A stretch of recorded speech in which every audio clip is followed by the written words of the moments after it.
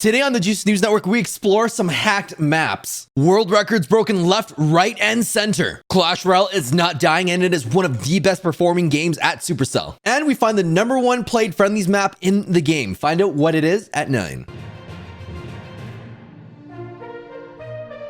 The Mapmaker pool has been released for the first kickoff for the 15-win challenge that will happen in about 2 weeks from now. Gem Grab will have Hard Rock Mine, Minecart Madness, and Ice Fort. Brawl Ball will have Sneaky Field, Super Stadium, and Backyard Bowl. Bounty will have Canal Grande, Snake Prairie, and Shooting Star. Heist will have GG Mortuary, Hot Potato, and Kaboom Canyon. Siege gets Bot Drop, Some Assembly Required, and Nuts and Bolts. Code Magic recruits 3 new pro players. Twisty Twick, Sun Bentley, and Achille. Congratulations. On top of that, SK Gaming recruits Pedro, Sky, Symantec, and Jeton. Moves are being made in the Brawl Stars scene. Frank has confirmed that Purple Paradise, the map with nothing on there, is the most played map in friendlies. If you haven't joined the Juicy News Network subreddit, that's the place to go. That's my Ruffs cosplay, and this is Ruffs in game. Only 0.001% of players can score this. Oh, I love these bad ads. Okay, look at this. This is where the Shelly misses the ball. I love this. Bounces. Oh, she's having trouble dribbling. Oh, she can't get it in. Oh, just barely.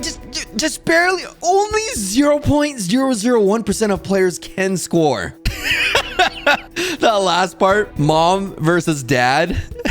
I like how in all of the adverts, the mom is always better as well. It has nothing to do with anything, but it's just the way it is. I love this. Total domination on the mother. Can he win in 3 attempts? These are great. Supercell, you should actually have these as your Instagram ads. I actually download these bad ads. They're so bad that I actually download them. The Mortis and Dynamite one, you have to play the game to understand it. The Shelly one was on point. If you win, you're legally skilled.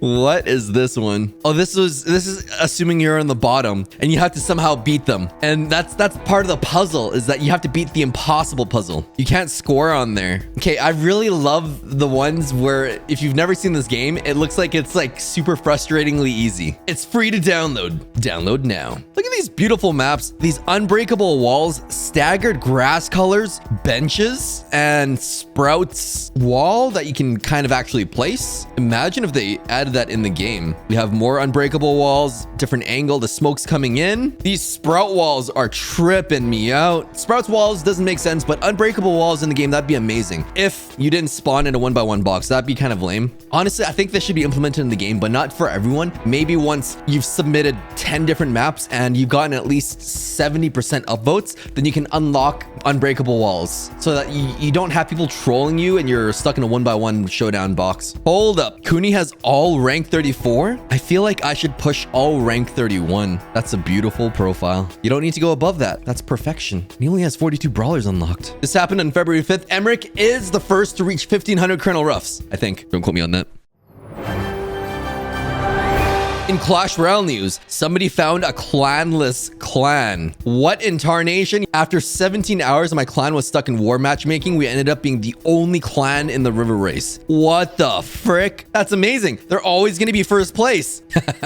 She's in 4,000 trophies. He's in 6,000. They fall in love, and then she dumps him for a 7,000 Grandmaster. New world record for 3 Rubik's Cubes solved while winning a classic challenge. If you get that specific, 100%, that's the world record. That mad lad, he's doing it. Let's fast forward this a little bit. The first Rubik's Cube is solved. Going on to the second one, placing down some cards. The mad lad solved 3 cubes before the challenge even finished. He probably could have solved 5 cubes. Still going and going and going. There's the first cube. There's the 12 wins in the classic challenge and the 3 cubes that were solved. Kudos to Ben for that, an oddly specific challenge that is not easy to pull off. We have the official casters for CRL 2021. The English casters will be Andrew, Rich, and Eric, and Joshua AC. My man, my boy. I look forward to watching CRL so much now. He's got this laid back attitude with high level strategy analysis. He did make it to the world finals for CRL. He knows his stuff. That's so amazing. I'm so happy for that. It looks like there's one more Spanish caster to be decided. Out of all the pictures, they pick him crying. In other CRL news, top 1,000 bracket link got leaked and you're allowed to sign up. But there are reports that there's a system check. So even if you find the link and you sign up, you will not make it into the bracket.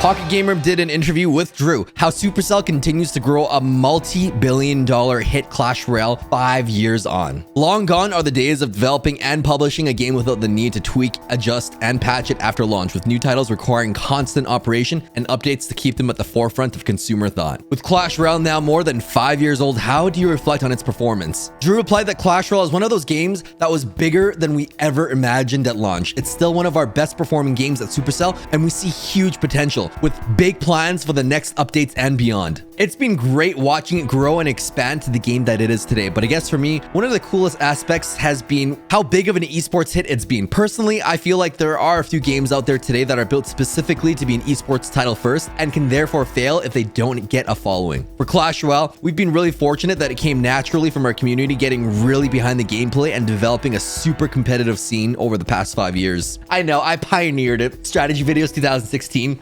The next question is, how big is the team currently handling live operations? As a company, we've invested time into a robust set of live ops tools to support all of our games, so that means that we can run live ops with a minimal team. How important do we consider customer support and updates to be? What has been your reach to this? Player support is the backbone of any company. They do a very important job, and even if it isn't immediately apparent to the public or even a company itself, we've always aimed to be the best in the industry with our customer support, and we find that comes with using the latest technology available. In recent years, they've implemented a robust self-help center for players to find exactly what they need in their own time. A support bot, lovingly named Sparky after the Clash Royale card, that will allow players to find their answers quickly without speaking to a human. A highly trained team of global agents who will assist players who can't find their answers anywhere else. No matter how good technology gets, you still can't beat someone real typing on the other end. Sorry, Skynet. What steps have you taken to ensure that Clash Royale maintains a sizable and active player base all of this time after its launch? Live ops is a huge part of this, Drew answers, making sure that there's always something to do if you log on, from regular special challenges to 1v1 events such as bonus resources on weekends. The next question asks, what do you attribute Clash Royale's consistently impressive grossing performance, and how do you sustain it? At its core, Clash Royale is just a really good game. The core gameplay is so solid that it can be played by itself alone. The old adage of easy to learn, difficult to master is definitely true here. To sustain the game's performance is something else. However, we have taken an approach that includes constant live ops and player engagement. Picture indicates that Clash Royale is the second biggest title for revenue from Supercell, only surpassed by Clash of Clans. Data from Sensor Tower. It really is important to have something for a player to do whenever they log on, whether that's through clan chat or donating cards to taking part in clan wars or competing in special challenges that we have each month. We don't want a player to log in, flick through some screen, and then just quit again. If it becomes more of a chore than a game, then that's not a good thing. To me, Clan Wars 2 feels like more of a chore with all the progression system inside there. It's difficult to change decks. It's a little bit hard to play. I'm hoping the March update will see some improvements for there. Clash Royale has surpassed 3 billion in its lifetime revenue and is one of the highest grossing mobile games of all time. Can you reflect on that figure? Drew replied by saying there are a lot of estimates about revenue flying around. However, we don't get into specific numbers for individual games. Although it sounds super cheesy, making a great game at Supercell comes above everything else. And if that's done correctly, then it will more likely than not continue to be financially successful. So I don't have any reflections on that number. To give a more interesting answer, obviously the game has been really successful with players, and that in itself is an achievement that puts certain amount of pressure on the team to continue. It's like releasing a hit music album and having to follow up with a banger of a sophomore release. Even if you make something else incredible, you've set the bar very high from the start. That was a good PR answer. How important is the Clash Royale community and particularly influencers to the game's long-term success?